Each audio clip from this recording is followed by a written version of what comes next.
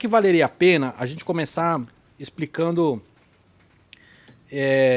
utilização e possível impacto de internet das coisas. Porque quando a gente fala de coisa conectada, a maior parte das pessoas dá aqueles exemplos mais idiotas, né? A cafeteira conectada.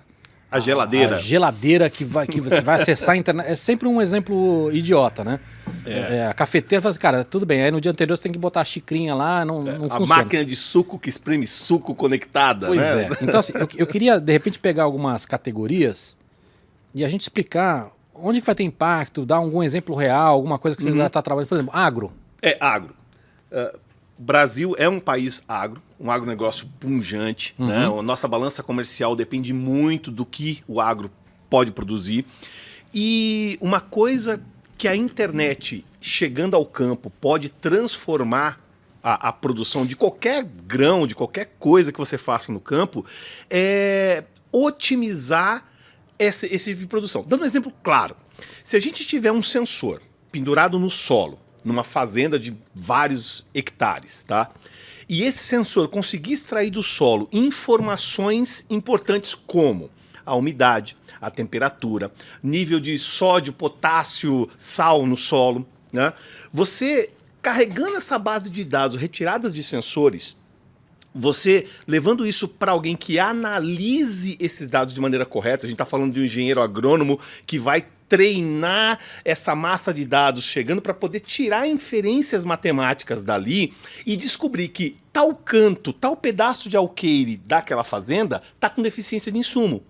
Você pega o seu implemento agrícola, a sua máquina, que agora com a inteligência artificial tem um GPS de altíssima precisão e sabe bater da onde é a região que aquele sensor detectou que está com deficiência e joga um insumo apenas ali.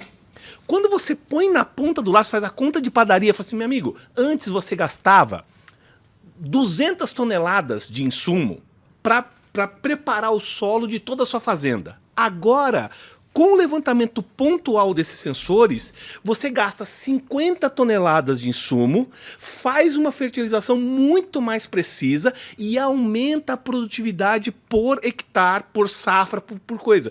Quando você vira para o proprietário da fazenda e fala assim, meu amigão, eu estou falando aqui que você não vai gastar 5 milhões de reais em comprar 200 toneladas, você vai gastar 2 milhões de... A gente está falando de valor real de economia e aumento de produtividade. Porque num país como o Brasil, você tem agricultura de precisão, é o que você falou, né? Estamos falando de muitas toneladas. Muitas toneladas. O cara da cana, o cara da soja, o cara do milho, o cara do feijão, o cara do algodão, todas essas plantações. E aí, uma coisa que me intriga bastante, Cava, a nossa herança cultural agrícola, a gente tem órgãos muito especializados em fazer a plantação evoluir. A Embrapa. A Embrapa talvez seja o melhor exemplo do Brasil de com seus inovação, cientistas, né? mudando as sementes, melhorando. Então, se você pegar a tecnologia da internet das coisas, colocar no campo e levar para um órgão como o Embrapa, ele vai conseguir mapear exatamente isso, de aonde tem a deficiência do campo e como é que você traz. Agora,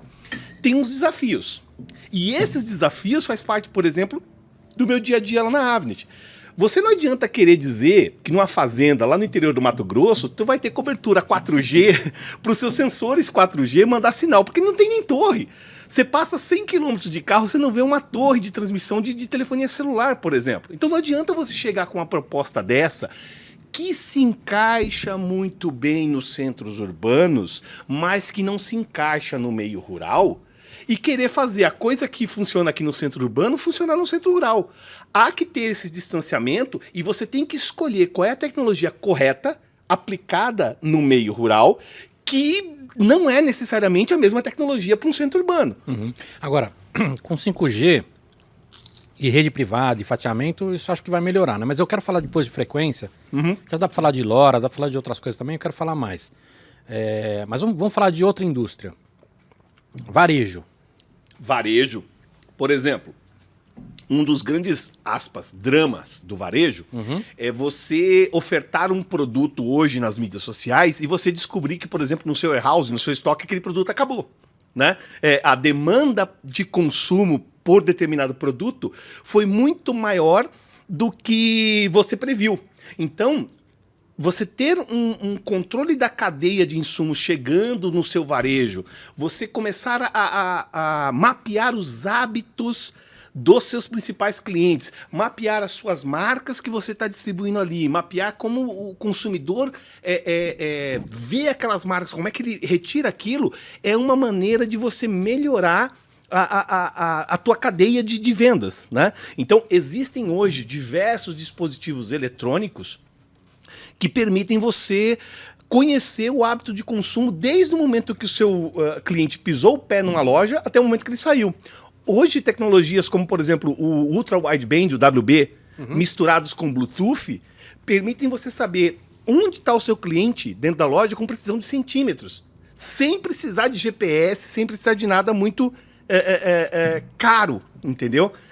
Os celulares hoje da Samsung, da Apple, já trazem os modelos top de linha mais modernos, os 2 chips combinados, de WB com Bluetooth. Né? Então, se você tiver no seu ponto de venda elementos que leiam isso, você consegue identificar o padrão de perfil do seu consumidor. Isso ajuda muito as cadeias de varejo a entender e suprir o elemento correto para a sua distribuição.